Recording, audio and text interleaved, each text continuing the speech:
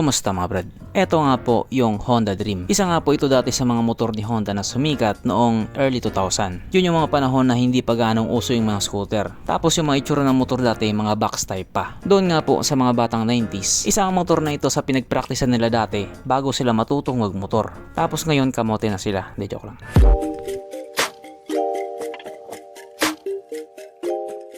Pero syempre bago tayo magpatuloy, kung bago ka pa lamang napadpa dito sa aking walang kwentang channel, huwag ka na mag-subscribe.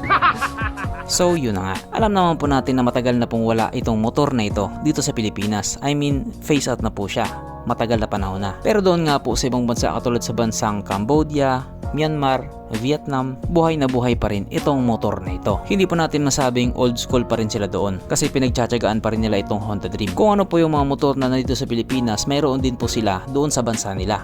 In fact, mas updated pa nga sila yung mga motor na wala dito sa atin, mayroon doon sa kanila. At kaya nga po nananatili pa rin buhay itong Honda Dream doon sa kanila kasi nga mapahanggang ngayon tinatangkilik pa rin nila ito. Kung tibay kasi yung pag-uusapan, wala na tayong pag-uusapan.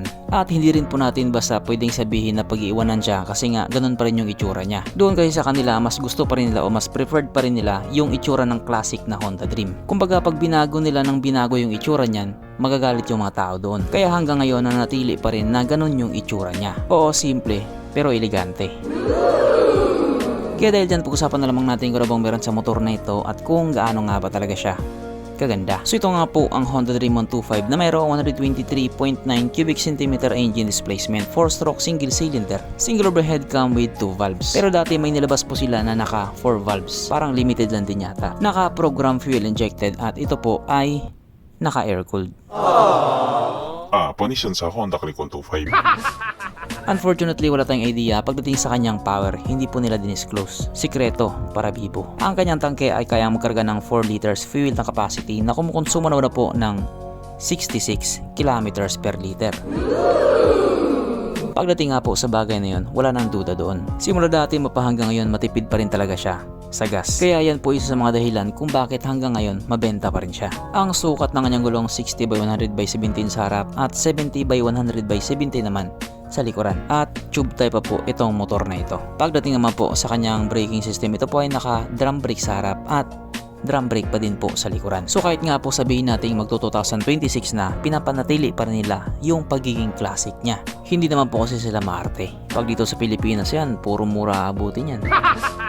Ang kanyang seat height ay mitaas na 751mm at 134mm naman ang kanyang ground clearance. At ang motor nga po na ito ay may kabuuang bigat na 98kg. So para nga po sa isang 125cc, sakto lang din yung bigat niya. Mapunta naman po tayo sa iba pa niya mga features. So ang ilaw nga po sa motor na ito, naka-LED na pero bulb type pa rin yung kanyang mga signal lights. At yung itsura nga po ng head cowling niya, same pa rin doon sa mga nauna. Classic na classic pa rin talaga. Ang kanyang gauge panel ito nga po ay naka-analog pa din. Pero okay din naman yung pagkakagawa nila. As expected, ito po ay naka-disusi pa din. At bukod nga po doon, wala na po siyang mga special features. Kasi nga 'di ba, classic pa rin siya. Pero dito, eto special to. Sapagkat nandito na nga po tayo sa exciting na part, ang kanyang mga suspension. So sarap ang bahagi nga po ito ay ginamitan ng telescopic fork. At sa likuran naman ito po ay gumagamit ng dual shock absorber na classic nga din po. Na ayon nga po sa mga taong nakagamit sa motor na ito, maganda ang bounce.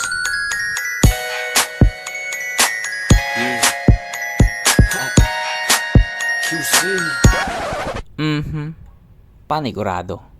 Wala na namang nalungkot. At dahil wala nga pong nalungkot, alamin na po natin kung present nga ba sa motor na ito yung tatlong pinaka-importanting features. So, una na nga po dito, ang kanyang lagayan ng istalyon at nakakalungkot mang sabihin, wala siyang ganon. Wala siyang lagayan ng istalyon. Pangalawa, wala din po siyang sabitan ng pulutan. At oras na nga po para sa ating Red Horse check, ang pinaka-importanting feature sa isang motor. At ayon nga po sa aking masusing pag-aanalisa, ang motor na ito ay kayang magkarga ng 2 kahong Red Horse.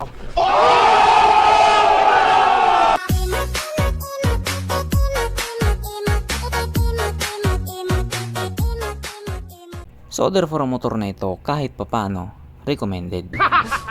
At sa tanong naman po kung ilalabas pa siya ulit sa Pilipinas, yun po ang hindi ko alam.